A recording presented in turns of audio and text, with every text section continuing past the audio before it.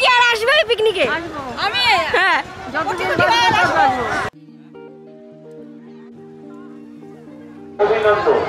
মা কিনলে তো হবে না। এইটুকু হাড়ি কড়াই মাটির মা উড়ে যাবে উড়ে যাবে। আজকের ব্লগটা শুরু হচ্ছে নৈহাটি স্টেশন থেকে, কারণ পলতা থেকে নৈহাটির ট্রেনে ছিল মারাত্মক ভিড়, তাই সেখানে আর ব্লগ করা যায়নি। মা মাসি আর আমি যাচ্ছি সমুদ্রগড়। অনেকটাই ছোটবেলায় দাদুর চাকরির সূত্রে মা মাসিরা সমুদ্রগড় ছেড়ে চলে এসেছিল। আজ যাচ্ছি আমার ছোট দিদা, মানে আমার মায়ের মাসি বাড়ি। এদিকে ট্রেনে উঠলে ঘুগনি খাওয়া কিন্তু একটা মাস্ট, যদিও আমরা ঝালমুড়িও ছাড়িনি। দিদাবাড়ি যাওয়ার একটা অন্য উদ্দেশ্যও ছিল, সেখানেও তোমাদের নিয়ে যাব, চলো। আমরা গিয়েছিলামই পৌষ পার্বণের দিন। গ্রাম বাংলার প্রতিটা ঘরেই বোধহয় আজকের দিনে পিঠে হয়ে থাকে, তাই আমরা যাওয়ার পর দিদা আমাদের পিঠে খাওয়ানোর জন্য উদ্ব্যস্ত হয়ে গেল আর চিতই পিঠার আয়োজন শুরু করে দিল। তুই সবসময় বলিস যে তোর ফটো খারাপ আসে। যে কোনো পিঠে ব্রহ্মাকে দিয়ে একটা ছবি। হ্যাঁ আমার উনান কি মনে হচ্ছে আগে কর না, তো তোর ফাটাফাটি উনান। মানে মাসির পিঠের হাত আছে।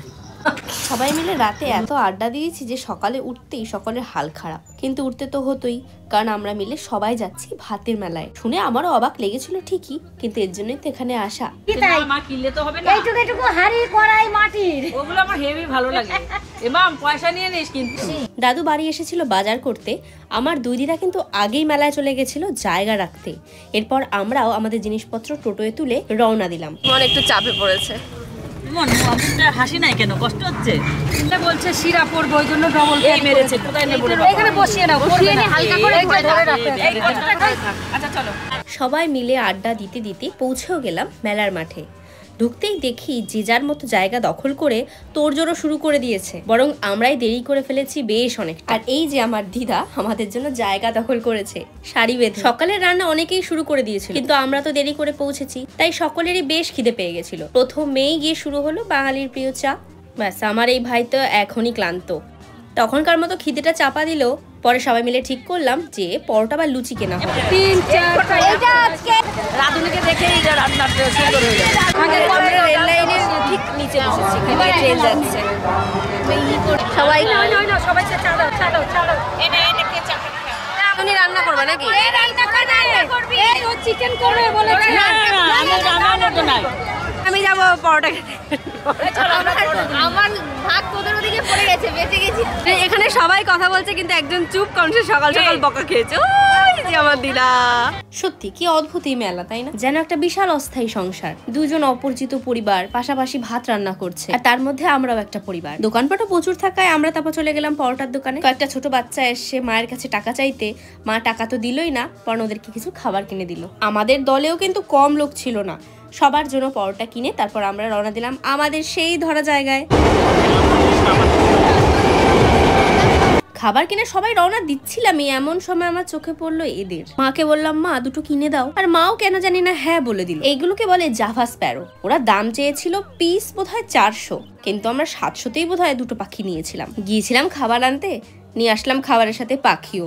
এরা এখন আমার বাড়িতে, আর এদের নাম দিয়েছি খাজা গজা। পরে খাজা গজাকে দেখাবো। এই আমাদের নাকি যে রাধুনি, আজকে রাধুনি খুবই স্লো, রাধুনির ডাল নামেনি এখনো। চি খাওয়া হচ্ছে এখন সকালের খাবার। না মাম তুলবে, মামের তাহলে তাহলে থ্যাংক ইউ। এটাই আপাতত আজকের ব্রেকফাস্ট। লুচি ভালো, দারুণ ভালো হয়েছে।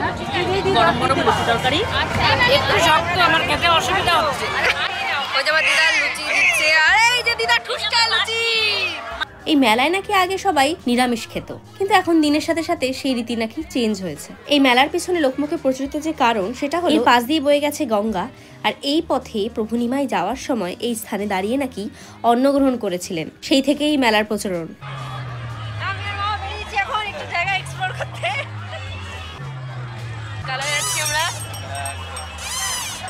এই মেলা হয় কিন্তু বিশাল জায়গা জুড়ে, এবং বলতে গেলে ঠিক রেল লাইনের পাশেই।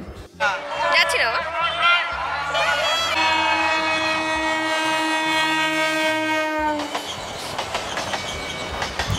ঘুরে টুরে এসে দেখি আমাদের রান্নাবান্নাও চলছে কিন্তু জোর কদমে।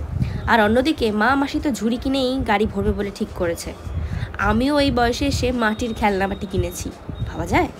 বেলা বাড়তেই রোদের তেজও এত বিশাল হয়ে উঠলো, শীতের দিনেও সেখানে থাকার দায়। দেখি থ্যাংক ইউ ভেরি মাচ। মাসি আমার জন্য খেলনা বাটি নিবি তুই। রান্না শেষ হতেই খেতে বসে গেলাম, কারণ সকাল থেকে ভীষণ খিদে পেয়েছিল। আজকের মেনুতে ছিল ভাত, ডাল, আলু ফুলকপি দিয়ে ইলিশ মাছ, মাংস, চাটনি আর পাঁপড়। শেখ এলাহি কাণ্ড।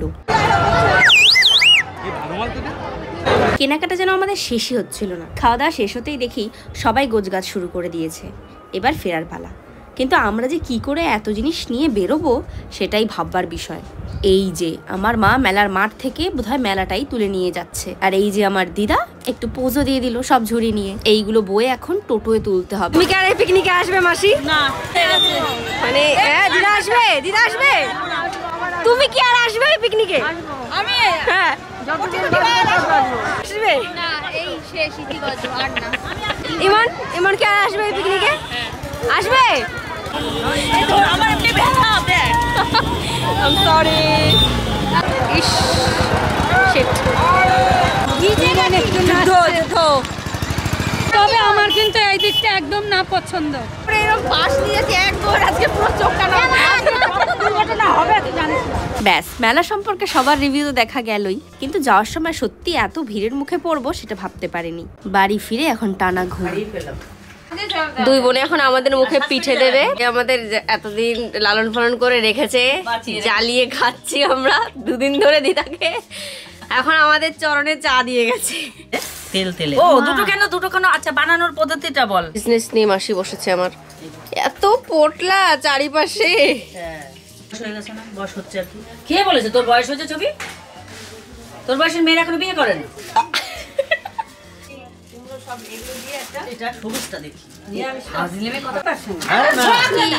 ভালোবাসা খাবার এখনো বোধহয় পেট থেকে নামেনি, তাই আজকে একেবারেই সিদ্ধ করে না দেবে।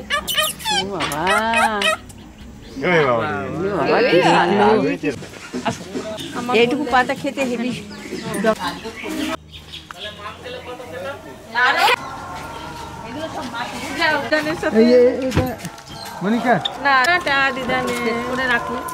বেশি কিনে কাপড়, এবার বেশি কিনি, সব মেলার মাটি নিয়ে যাচ্ছে। বিকেলে যা ঘুরে। Bye bye. আসছি, যেও তুমিও যেও। ব্যাস, বিকেলই আমরা রওনা দিলাম আমাদের বাড়ির দিকে। ভালো ঘুরেছি। দিদা ওখানে চা খাচ্ছে, আর কেউ চা খেলো না। মা কেন মুমূর্ষু হয়ে পড়ে আছে আমি জানি না। এইভাবেই আড্ডা মারতে মারতে আমরাও চলে আসলাম সন্ধ্যার মধ্যে বাড়িতে। বাড়ি ফিরে ভীষণ টায়ার্ড হয়ে গেছিলাম। আজকের ব্লগটা তাই এখানেই শেষ করছি। দেখা হবে আবার অন্য একটা নতুন ব্লগ নিয়ে। ততদিনের জন্য টাটা।